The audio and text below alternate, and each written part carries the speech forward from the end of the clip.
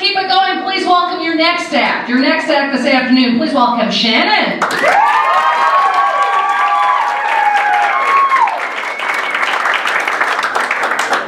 Who's ready to listen attentively? Surprise, guys! You are standing in the presence of royalty. That's right, you're looking at Miss Teen Lindsay Ontario 2004. Pause for applause. Turns out, if you pay a sketchy organization $150, they'll just give you a title. When I won this title, the photographer and a writer from the local newspaper came. Slow news year. And the photographer leaned over and he's like, I can't see the crown. I think her hair ate it. Listen, photographer, I don't need you or that little girl in front of me in line at Target who told me I had a lot of fur telling me that I have a buttload of hair. I'm aware of this, and I live in constant fear that my hair will get me in a lot of trouble, and I'll just be like riding a crowded TTC streetcar, and my hair will suffocate a small child sitting next to me, and the cries of its mother will alert a judge sitting nearby who happens to be riding a rocket that day, and she will arrest me for crimes against humanity, also for murder. Once in jail, things only get worse because the warden doesn't have the funds to purchase my expensive Mark Anthony hair cream, and he becomes suspicious of the conditioner-shaped kinks that my mom keeps trying to smuggle in. Left using only 2-in-1 shampoo and conditioner, I become a shell of my former self. The other inmates, frightened of my hair, which has dreadlocked itself into tiny shiz, are frightened of me and refuse to bunk with me. Fights break out. Fires are set. I get a six-pack. I've been working out. The warden comes to speak to me. This can't continue, he says. It's hell out there. I turn to look at him, tears in my eyes, my six-pack glistening, when a curl, once beautiful, now a matted weapon, slices across his neck, severing his artery. He dies, there's blood everywhere, and I'm sentenced to death. Bad hair days. Who's with me?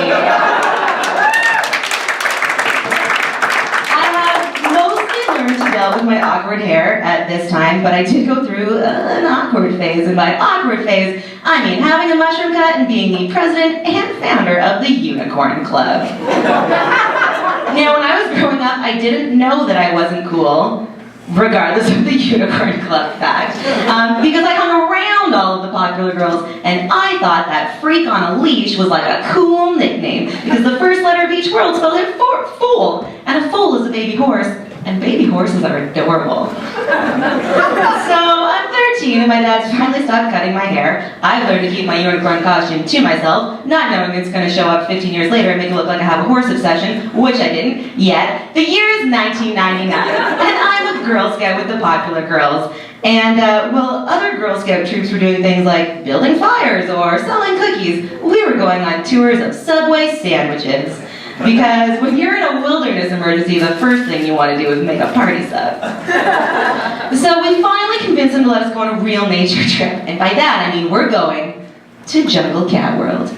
Jungle Cat World is a piece of shit down building on the side of the highway. It has 5 lizards, no jungle cats, and 1 horse. So I'm pretty excited.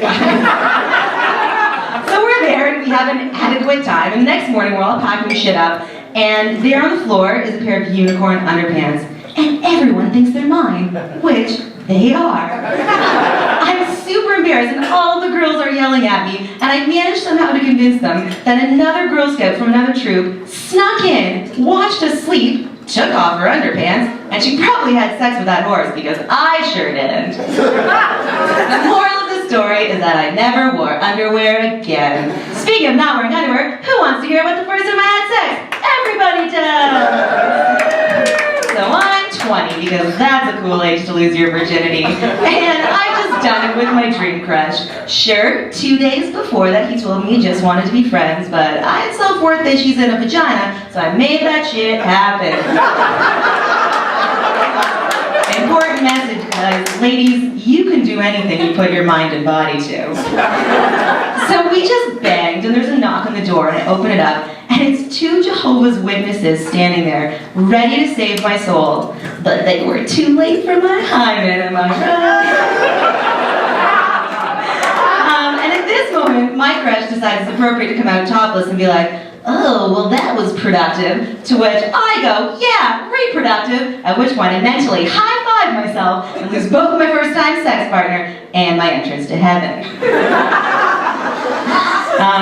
It's kind of a relief though, because I used to be really afraid of not getting into heaven, and that settled that for me.